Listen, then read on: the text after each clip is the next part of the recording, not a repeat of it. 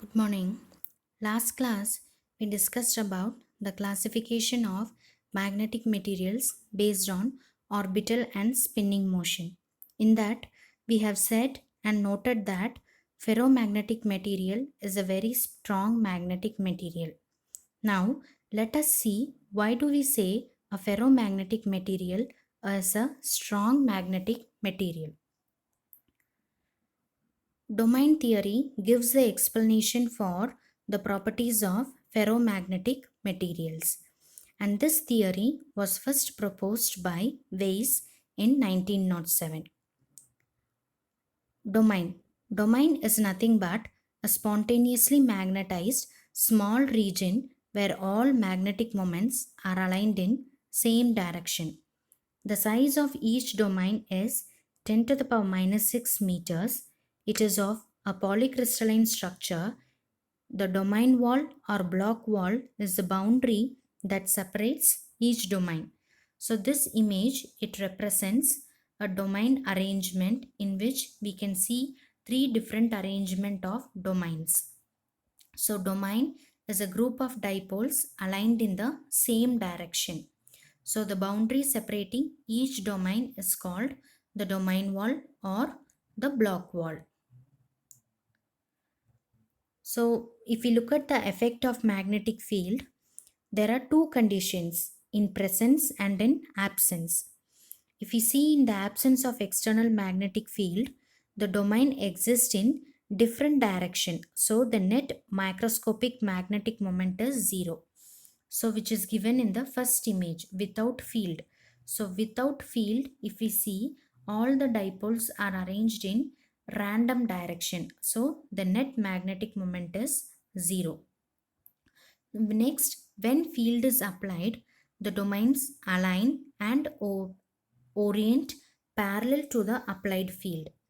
If the material is demagnetized, regular domain arrangement is changed.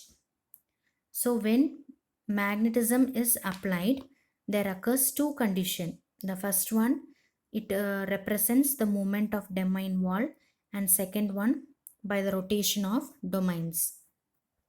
So when a weak field, a very small amount of field is being applied, the domains start to grow in expense. So automatically when the domain growth starts, the boundary separating each domain also it starts to move. So that leads to the rotation of domain. I repeat, in the presence of magnetic field, when a very weak magnetic field is being applied, the domains they start to grow at expense. This growth leads to the rotation of domain wall. When the field is being slightly increased, that is from weak to little strong, automatically the domain growth stops and the domains start to rotate in the direction parallel to the applied field. That we can see it in the third image. Finally, when very large amount, a very strong magnetic field is applied, all the domains align in the field direction.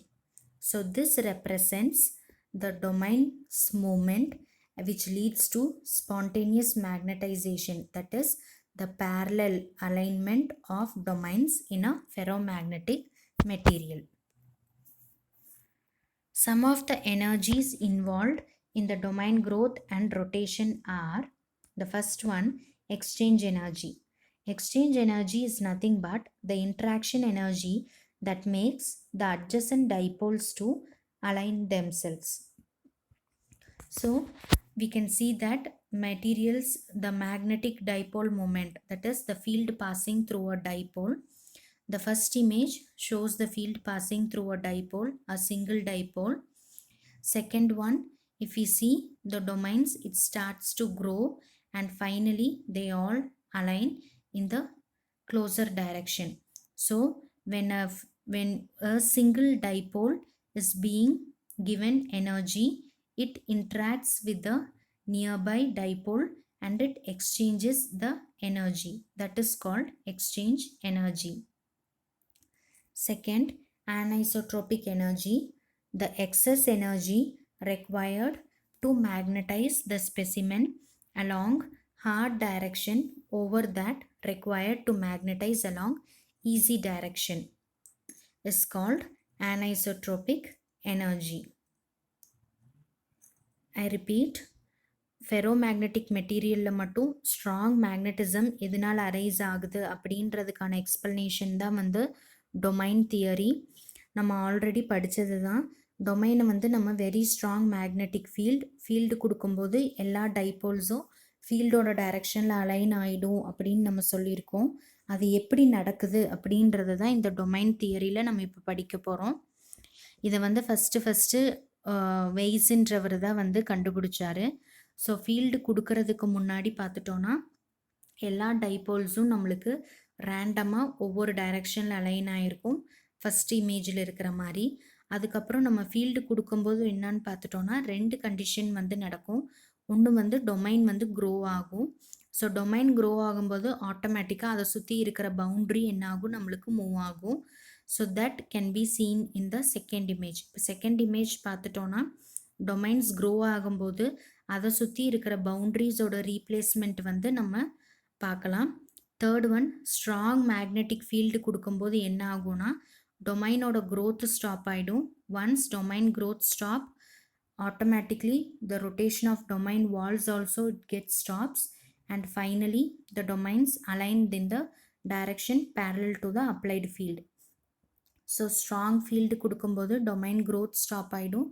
growth stop ஆச்சுனாவே ஆட்டோமேட்டிக்காக அந்த domain வாலோட மூமெண்ட்டும் stop ஆகி எல்லா டொமைன்ஸும் ஃபீல்டோட டைரக்ஷனில் align ஆகிடும். இதனால தான் இதை வந்து வெரி ஸ்ட்ராங் மேக்னெட்டிக் ஃபீல்டுன்னு நம்ம சொல்கிறோம். That is the dipoles are capable of reorienting when an applied field. So இது எப்படி நடக்குது அப்படின்றத நம்ம ஃபியூ எனர்ஜிஸை வச்சு ரெப்ரசன்ட் பண்ணுறோம். First one, exchange energy. எக்ஸ்சேஞ்ச்னாவே தெரியும், it is an interaction. So ஒரு டைபோலுக்கு கொடுக்குற எனர்ஜி வந்து அது பக்கத்தில் இருக்கிற இன்னொரு டைபோலுக்கு ட்ரான்ஸ்ஃபர் பண்ணி அந்த டைபோலையும் ஃபீல்டோட டைரக்ஷன்லேயே வரதுக்கு இன்டியூஸ் பண்ணும். அதுதான் எக்ஸ்சேஞ்ச் எனர்ஜி. அந்த இண்டக்ஷன் தான் we can see it in this image. Second one, anisotropic energy. Anisotropic எனர்ஜின்றது என்னன்னா excess energy required to magnetize a specimen. For example, ஈஸியாக இருக்கிறதுக்கு வந்து நம்ம கொஞ்சம் ஃபீல்டு கொடுத்தா போதும், ஆட்டோமேட்டிக்காக நம்மளுக்கு எல்லாமே கரெக்டாக போயிடும். ஆனால் அதே வந்து கஷ்டமாக இருக்கிறதுக்கு நம்ம ரொம்ப அதிகமாக ஃபீல்டு தர வேண்டியது வரும், எனர்ஜி தர வேண்டியது வரும். அப்போ தான் அது எல்லாமே ஃபீல்டோட டைரக்ஷனை நம்மளுக்கு அலைன் ஆகும். அதுதான் வந்து அனைசோட்ரோபிக் எனர்ஜி. தேர்ட் ஒன் பார்த்துட்டோன்னா it is domain wall or Bloch wall. The layer which separates the adjacent dipoles is called domain wall or block wall. For example, if you look at this image A, we have two different types of domains. Domain A aligned in 001 direction, that is easy direction. In the same way, the negative arrangement of easy direction in domain B. So the block wall is nothing but a layer which separates these two domains. So when the field is given, all the domains, it starts to grow and it moves and it rotates, starts to rotate in the opposite direction. So that is shown in this image. And the layer which separates the two domains is called domain wall. ஒரு டொமைனை இனி ஒரு domain கிட்டேருந்து separate பண்ணுற வால் இல்லாட்டி பிளாக்கை தான் நம்ம என்னான்னு சொல்லுவோன்னா டொமைன் வால் இல்லாட்டி பிளாக் வால்னு சொல்லுவோம். அது 2 விதமாக இருக்குது. ஒன்று வந்து திக் வால், இனி ஒன்று வந்து தின் வால். அந்த ரெண்டோட அரேஞ்ச்மெண்ட் தான் it is given in this picture. The last one is magnetostrictive energy. When domains are magnetized in different direction, they will either expand or shrink. That is, there will be a change in the direction of that material. That change is called magnetostrictive energy, and the domains either expand or shrink.